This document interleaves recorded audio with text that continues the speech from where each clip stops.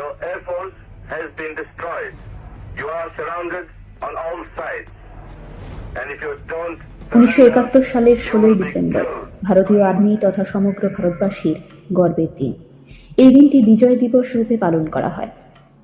কিন্তু জানেন কি, 1971 সালের 3রা ডিসেম্বর 11টি ভারতীয় এয়ারবেসে পাকিস্তান আচমকা হানা দিলে অপারেশন চেঙ্গিস খাঁ নামে এই যুদ্ধের সূচনা ঘটেছিল।